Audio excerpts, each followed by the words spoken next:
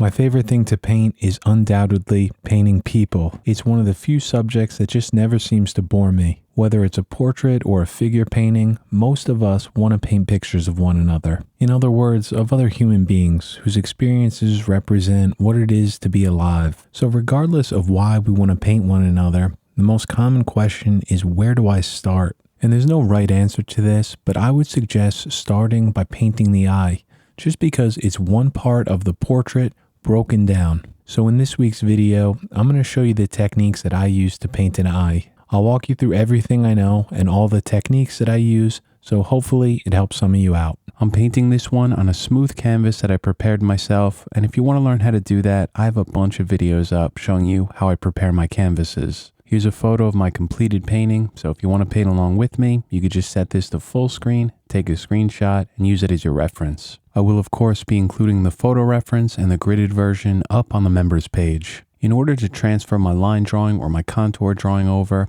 I drew it with a 2H pencil and I used a 1x1 grid. And because this tutorial is geared more toward beginners and intermediate painters, I didn't try to hide the grid at all. I left it in throughout the whole painting, so even at the end of it, you can still see some of it. But if you're just starting out and you don't feel comfortable using a grid yet, I recommend just tracing it. There's nothing wrong with that. It's a good way to get your contours and your lines on accurately, and that way you just know they're in the right place, so you have confidence in order to paint your picture. But if you want to step it up a little bit and learn some more, I recommend using a grid. When I'm painting any portrait, I generally like to start by painting in the eyes. Since I'm a righty and hold my airbrush with my right hand, I like to start by painting the left eye. This way my right hand is not going to be resting on the completed painting as I move along. So even though in this tutorial we're only painting an eye, this is the same way that I start all of my portraits. The color in my airbrush right now is Sepia by Createx Illustration Colors. I have that diluted about 20% with some distilled water, and I'm using a small shield here. This is a great one. This is a French curve made by Drew Blair's School of Realism, and what I love about it is that it's a perfect French curve made out of mylar, so it's really easy to move and manipulate around the canvas.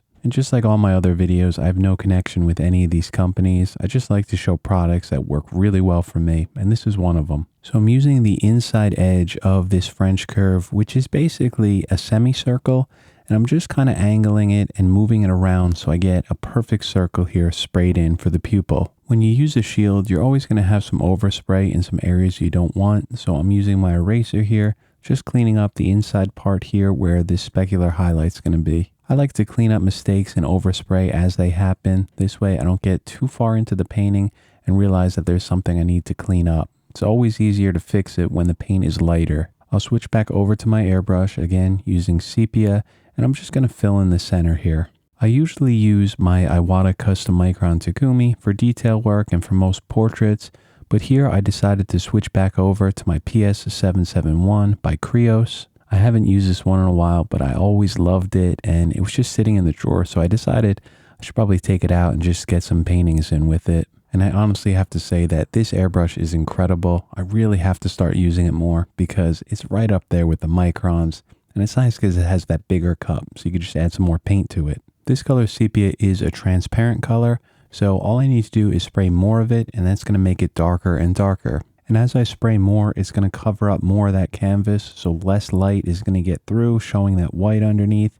And what's going to happen is it's going to make this final color look cooler, look much more like a black, rather than that warm orange color that you get from sepia if you spray it lightly. From here, I want to start painting in the iris, which is the colored part which surrounds the pupil. I'm going to be using a circle template, but before I put that down, I just want to mask off the upper and lower eyelid. So I use some 3M vinyl tape, and what I like about vinyl is that it's very easy to place it on a curve and just kind of bend it around. So with this circle template, I'm just looking for one of these circles that has a diameter similar to the iris that I'm trying to paint. This circle does not fit it perfectly, but it's close enough. It's going to work for what we need it to do here. So I used some blue painter's tape and just masked off the circles surrounding it. So I'm going to go back to my airbrush. Again, I'm using the same color, sepia, and I want to spray it along the right side of this. This way I could help darken up the outer edge of the iris. I'll place my completed painting up on the left side of the screen. That way we could use that as a reference as I'm painting the one on the right. If you look at my completed painting, you'll see that around the iris there's a darker ring. This is the limbus of the iris, or the limbal ring. And you won't see a very dark limbal ring on every portrait, but a lot of them you will notice that it's slightly darker along the outside of the iris. The limbal ring is definitely the darkest and most pronounced in babies and infants, and as we start to get older, like into our 20s and 30s, that ring begins to fade. But like everything in painting, this is not true 100% of the time. There's some people all the way through their life will have darker limbal rings. It's all about paying attention to the reference and the subject that you're painting. So as I'm spraying this sepia paint, I'm trying to add just a bit more along the outer edges. Again, because that color is transparent, the more I add, the darker it's going to become. So I'm going to work my way around this iris, and my main goal here is just to get this paint down. I'll concentrate some more paint along the outer edges to keep those darker, and then less as I get toward the center, toward the pupil. So now that the paint's down and the iris is filled in, I'm just going to get rid of this tape. And before I go any further, I'm just going to use my eraser here and clean up any overspray. Now inside every iris, you're going to see a ton of different textures, and they vary drastically from person to person. And these textures of highlights and shadows consist of a lot of things like blood vessels, nerves, melanin, crypts, contraction furrows. And I'd be lying to you if I said that I knew it all, but all I can say is that if you look close enough and pay attention to an iris, you'll see an entire world of colors, textures, and patterns. It's almost like there's a small hidden galaxy in every iris. So I'm adding these textures in using my eraser, and one thing that I'm trying to do here is pull these out from the center. What I mean by that is I like to start close to the pupil and then pull it directly out to the edge. I'm basically trying to follow the lines that I'm showing on the screen right now, right from the center, going straight out. And these fibers generally follow that same pattern all around the eye. A very common mistake that I see, and I find myself doing more often than I care to admit, is angling these fibers in the wrong directions. And here's an example of that mistake that I'll catch myself doing. Instead of the line coming out this way, I'll angle it where it looks kind of like this. And you can see in this example that it's not starting from the center of the pupil. It's a very common mistake, and if you find yourself doing it, the eye is just going to look a little strange. So try to pay attention to those fibers and the angles that you're seeing. So I'll work my way around the entire iris, and if I want some of these lighter, I just use more pressure on that eraser to pull out more paint. And in between the highlights, you're going to see some darker areas. These are things like furrows and crypts in the eye. Generally, you'll see more of them toward the center of the eye, closer to the pupil, but that's not a rule because these can be basically anywhere within the eye. And in some eyes, you will see a small circle concentration of melanin somewhere within the iris, and this is basically a freckle in the eye. The way that I'm painting these in is using my airbrush with the color sepia, and what I did was dilute it about 50% with some distilled water. This dilutes the paint, essentially making it more transparent, meaning that it's not going to get dark too quickly, so it just gives me some more control. To paint these in, generally I'll do it freehand, but sometimes I'll use a shield like I'm doing here, line this up right in the center of the pupil, and then just spray a small amount of paint along the edge of the shield. This will give me some very soft, thin lines in between those highlights. The more you reduce the paint, the lighter it's going to go on. But if you do get some of these in too dark, it's nothing to worry about. What I do is just go back over to my eraser and erase around it just a few passes, maybe lightly over the darker area, and it'll lighten it up and just kind of blend it all together. And then what I like to do in all my paintings is just continually build this up, add some paint down, erase into it, and just follow that over and over until I get the texture that I'm happy with. If you take a look at my completed painting on the left side of the screen, you'll notice that there are some specular highlights on the left side of the iris. There's also this very thin streak of a highlight right across the pupil going into some of the iris. This also is a specular highlight. And what a specular highlight is basically just a reflection. It's a reflection directly reflecting the light source. And of course we know that the eye is wet, it has tears, it also has a very thin layer of mucus covering it. Sounds gross, but that's what it is. And when something's wet, it's going to reflect more light. So for that bright specular highlight on the left side of the iris, I'm going to use a piece of Frisket film. I'm just going to lay this right over the painting, and I'm going to cut out along that highlight. I'll just peel back a part of this Frisket film and then spray over the area that I cut out, just directing the paint along the outside into the iris. That way it's going to darken up the area around it. And in order to get anything to look bright, you need a dark area surrounding it. So that's what I'm doing here. And you can see here that when I remove the Frisket film, this area looks a lot brighter now just because it's so much darker surrounding it. So at this point I have the iris in. I'll just work my way around it a few more times, adding some darker shadows, some highlights in it, and just continually working on that texture. The next thing we're going to need to do is start putting that iris in place. So what I'm going to do is start by painting in the upper eyelid first. I just mixed a very generic skin tone. I used about 10 parts of burnt umber. Then I added maybe 5-6 parts of sepia to it and just a little bit of red. I'll move this shield around this French curve, just try to get parts of it to line up with my initial drawing and then spray right over the edge. I want to make sure that I don't spray too much paint here because if you accidentally spray too much, it's going to get dark very quickly. It's always better to go light. That way you could adjust it and change things if you need to. I also use the other side of the shield to spray in this crease above the eyelid. This is inside the orbit of the skull or the eye socket where the eye just kind of rolls back into it. I'll do the same thing here for the lower eyelid using my shield. Sorry, I'm blocking the camera here. I didn't realize this as I was painting it. But I'm using all different types of shields, anything that I have close to me, because no shield is ever going to fit a curve perfectly. You're always going to have to adjust it and move it around. The goal though was just to get something that looks like this. You can clearly see the separation from the eyelids and the eye itself. Take a look at my completed painting on the left side of the screen and you'll notice that the brightest area on this upper eyelid is on the left side.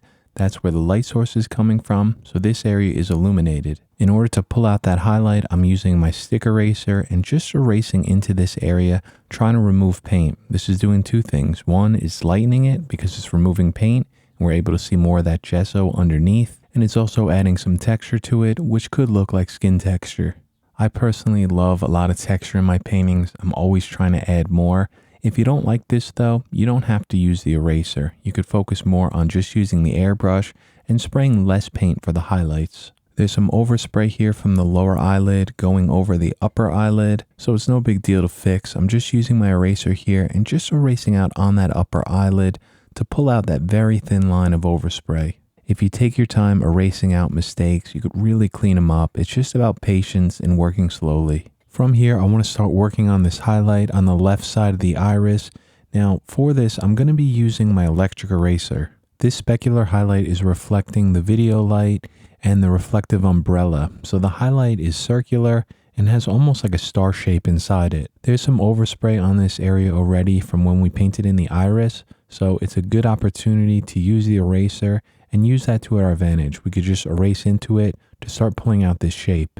I'll switch over to my ink eraser and use this to blend those sharp highlights from the electric eraser into the surrounding area. The electric eraser is a great tool. One of the problems with it though is that it's just so aggressive and it removes 100% of the paint. So when I want some more control or to blend some highlights smooth, that's when I use the ink eraser, which is a stick eraser, and it's going to pull out different levels of paint depending on how much pressure you apply. I see a thin highlight here up on the upper eyelid, which is behind the eyelashes, so I want to make sure I get this in now before I add the eyelashes in later. And I'm just going around the whites of the eye here or the sclera, and I'm erasing into it just to clean up any overspray. On this upper eyelid, there are some brighter highlights, so I'm just going to use this electric eraser here. Just lightly tap these to the canvas so it pulls out the paint but doesn't pull out too much. Sometimes when I'm using an electric eraser, I like to hold it where the edge of it, the point of it, is kind of just floating off the canvas. And then I'll just move it toward the canvas until I feel a bit of friction. That way it's going to remove paint, but it's not going to be fully aggressive where it removes all of it. So even though this erased out those highlights, they're a bit too bright at this point. So we're going to go back to the airbrush and spray some paint over the top of this again. That's going to knock those highlights down, and also we'll use that paint to darken up the shadows. I'm going to go back to my airbrush here with that flesh tone in it, and I'm going to start on the top here on this upper crease, get some paint in there using a shield, and then work my way over to the right. We're going to need a good amount of paint on the right side of that upper eyelid so it looks like a shadow. Now moving along to the right side of the eye, we're going to paint in the tear duct here, and the way I'm doing this is just using the airbrush freehand to spray a very small shadow at the bottom of it. This is where the skin or the flesh tone folds over into the start of the tear duct. For the left side of the tear duct where it meets the sclera of the eye, which are the whites of the eyes, I'm going to use a part of my shield with the flesh tone again, and then just lightly spray it over to the left. This is going to make it look like the whites of the eye are starting to round away. Now, even though this flesh tone isn't the correct hue for the sclera of the eye, I'm using it to paint in the lower eyelid, just getting some paint on it. And then I'm also spraying some of the same paint into the right side of the eye. We'll adjust the color inside the eye in a few minutes, but what I want to do now is, since I have that paint down along the eye on the upper eyelid and the lower one, I'm going to use my eraser here and just erase out some of the highlights that I see in the reference. Remember that the eraser isn't just pulling out highlights, it's also adding some texture, so try to pay attention to the way that you scratch out the paint. I also want to blend this highlight on the upper eyelid over to the shadow, so I'm just erasing out in between the highlight and the shadow. This area is called the midtone, and I'm using less pressure here, so I get a gradient from a light over to a dark. There's also a few highlights in the tear duct, so I want to make sure I erase those out now and add some shadows in with the airbrush, just so I don't lose my place when I come back to this later. I'll add another layer of this flesh tone on the upper eyelid. This way we could blend that highlight and the midtone into the shadow. And finally, the last thing I want to do is adjust the hue or the color of the sclera and also darken the edges of it, so we give the appearance that the eye is rounding away. The color that I'm using for the sclera is black, and I diluted it about 75% with distilled water. Since black is such a strong color and it gets dark really quickly, that over reduction is going to help kind of tame it down a bit. And I'm also holding my airbrush pretty far away here as I'm spraying into the sclera, just the smallest amount on the right side. This way the black paint is kind of just dusting onto it. So you can see right there on the right side, that small amount of black paint over to the right really helped kind of round out the eye. I'm doing the same thing on the left side of the eye here, just a thin dusting of this black on the left side of the sclera, again rounding it out. The black paint is very subtle, but that's what we want and just helps to add to that 3D effect. And even though the sclera is usually called the whites of the eye, just remember that the white of the eye is never pure white. It's just like anything else in nature, and light is going to reflect and play off of it. So it's going to have highlights and it's going to have shadows. I'll also add a small amount of this black paint on the top of this upper eyelid. That way it's just going to help push that area back. And finally, the last thing I want to do for the first part of this video is just paint in this very thin shadow along this lower eyelid. So I'm using my shield here, lining it up with that curve, and then just spraying a very small amount of black paint, focusing the majority of the paint on the shield itself. This way the overspray from the airbrush just gets on the area above it, giving you a very thin shadow. So that's where I'm going to wrap up the first part of this. I want to make sure that I don't rush this one. I want to give full instructions for this tutorial. So what I decided to do is stop right here at this point, and next week we're going to continue this one and finish it up. This way, if you're painting along with me and you finish the first part of this, it's a good time to step back from your painting, which I think is really important. Take a break from it and then continue it next week. So to finish this video off, I just want to say thank you so much to the generous support of the channel members. First of all, I want to welcome the newest members this month: Tony, Lee, Charles, Thaga, Vinny, and Mike. Thank you all so much for joining, and welcome. And I personally want to thank the long-term members who really helped support this channel during the last year. First of all, the man who changes his name every week. This week it's still Penelope. I want to thank M. Shibley, Ken, Pete, Dwayne, Carl, Michael, Cyril, Mere Creative, Mackie, Mark, and Leon. These guys have been channel members from 7 months to some of them at 15 months, which is really crazy to me. I can't thank you guys enough. And of course, I want to thank the current channel members, starting with the oldest at 6 months. That's Jan, Adam, John, Robin, Rick, William, Peter C., Hector, Takuji, Fernando, Svavar, Joshua, Adrian, Israel, Erland, Tony, Herbert, Donovich, Thomas, Phil, Daz, Mark W., Grant, M. Webb, Mike G, NH, J, and of course Airbrush Art and Customs. So I hope everyone has a great week. I'll be back here next Friday and we'll finish up this eye painting.